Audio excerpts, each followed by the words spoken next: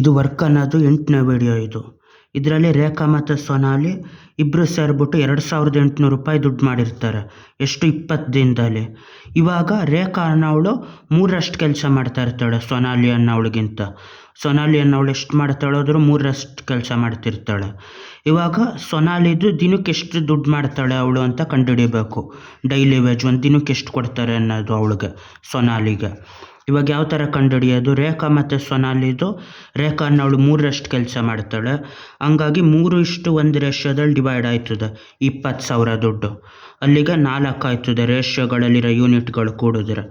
4 unit ಅಂದರೆ ಈ 4 ಯೂನಿಟ್ಟಿಂದ 2800 ರೂಪಾಯಿ ಡಿವೈಡ್ ಮಾಡಬೇಕು.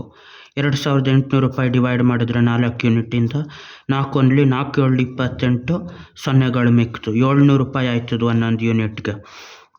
700 ರೂಪಾಯಿ ಅಂದರೆ ಎಷ್ಟಾಯಿತು ಅಲ್ಲಿ? ಇಬ್ಬರು ಸೇರ್ ಮಾಡೋದು ಒಂದೊಂದು ಯೂನಿಟ್ಗೆ 700 ರೂಪಾಯಿ ಆಯಿತು. ಅಲ್ಲಿಗೆ ಇವರಿಬ್ಬರದ್ದು ಎಷ್ಟು ಡಿವೈಡ್ ಆಯ್ತದೆ 20,000ದಲ್ಲಿ? ಅವಳು ರೇಖಂದು 700 ಟೈಮ್ಸ್ ಆಫ್ 3, 700 ಟೈಮ್ಸ್ ಆಫ್ 3 ಅಂದರೆ 2100 ರೂಪಾಯಿ ಆಗಿರ್ತದೆ ಆ 20 ದಿನದಲ್ಲಿ ಬರೋದು. ಅದೇ ಥರ ಇವಳು ಸೊನಾಲಿ ಅನ್ನೋವಳದು, ಇವಳದಷ್ಟು ಆಯ್ತದೆ 700 × 3, ಇವಳದು 700 × 1 ಅಂತ ಆಯ್ತದೆ. ಅಲ್ಲಿಗೆ ಇದೆಷ್ಟು ಆಯ್ತದೆ? 700 ರೂಪಾಯಿ ಆಯ್ತದೆ. ಇವಳದು ರೇಖಂದು 2100 ರೂಪಾಯಿ ಆಯ್ತದೆ. ಇವಳು ಸೊನಾಲಿದು 700 ರೂಪಾಯಿ ಆಗಿರ್ತದೆ. 700 ರೂಪಾಯಿ ಇವಳು ಮಾಡೋದು 20 ದಿನದಲ್ಲಿ. ಒಂದು ದಿನಕ್ಕೆ ಎಷ್ಟು ಅಂತ ಕಂಡುಹಿಡಿಯಬೇಕು. ಇವಳು ಡೈಲಿ ವೇಜ್ ಎಷ್ಟು ಅಂತ ಯಾವ ಥರ ಕಂಡುಹಿಡಿಯೋದು? 700 ಡಿವೈಡೆಡ್ ಬೈ 20. 20 ದಿನದಲ್ಲಿ 700 ರೂಪಾಯಿ ಆಗಿರೋದು. 2 1 0 0 ಹೋಯ್ತು. 2 1 2 35 35 ರೂಪಾಯಿ ಇವಳದು ಡೈಲಿ ವೇಜು.